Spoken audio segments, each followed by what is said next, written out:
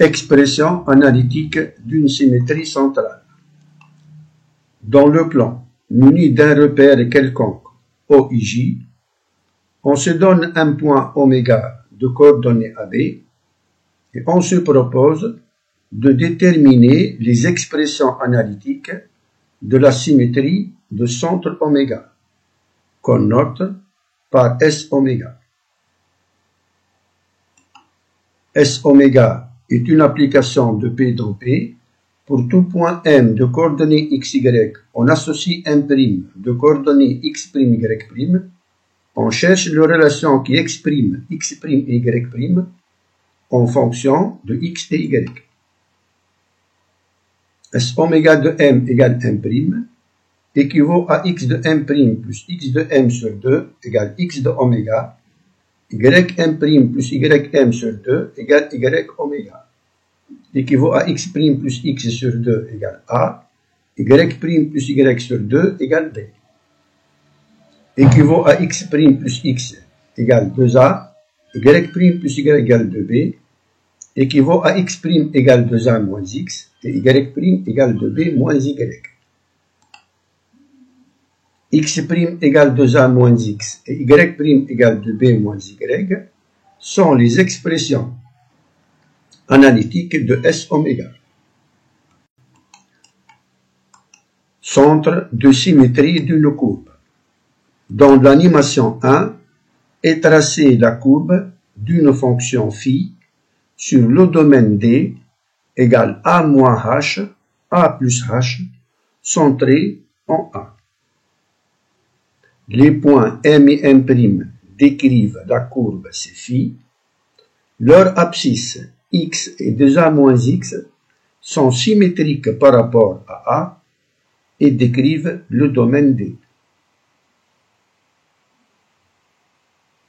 Leurs ordonnées phi de X et phi de 2A moins X égale 2B moins phi de X sont symétriques par rapport à B. M et M' sont symétriques par rapport à oméga de coordonnées AB. Donc, oméga est un centre de symétrie de la courbe C phi. Dans l'animation 2, est tracée la courbe d'une fonction f définie sur le domaine D égale alpha bêta union delta oméga centré en A. Les points P et P' décrivent CF. Leurs abscisses X et 2A moins X sont symétriques par rapport à A et décrivent le domaine D. Leurs ordonnées f de X et f de 2A moins X égale 2B moins f de X sont symétriques par rapport à B. P et P' sont symétriques par rapport à oméga de coordonnées AB. Donc oméga est un centre de symétrie de la courbe CF. Les animations précédentes nous ramènent à la proposition suivante. Soit CG, la courbe représentative d'une fonction G dans un repère quelconque OIJ.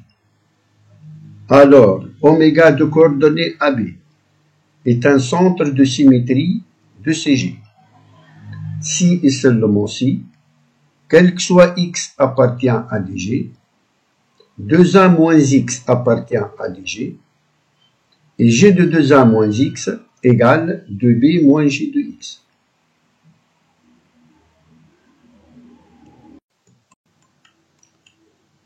CF et CG sont globalement invariantes par la symétrie S oméga. S oméga de CF égale CF et S oméga de CG égale CG. Les asymptotes verticales de la courbe CG sont symétriques par rapport à oméga, donc S oméga les transforme mutuellement l'une en l'autre. L'asymptote horizontale de CG passe par oméga, donc elle est globalement invariante par S oméga.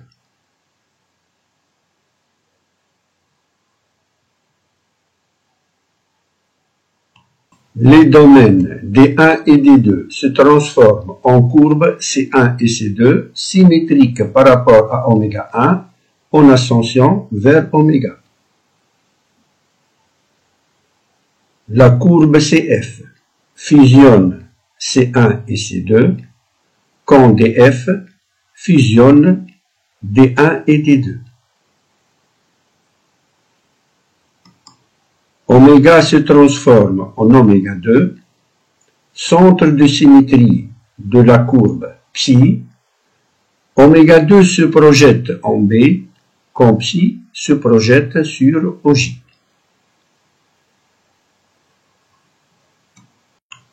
Les domaines D3 et D4 sont symétriques par rapport à A.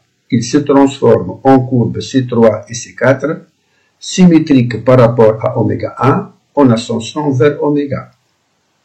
La courbe CG fusionne C3 et C4, quand DG fusionne D3 et T4.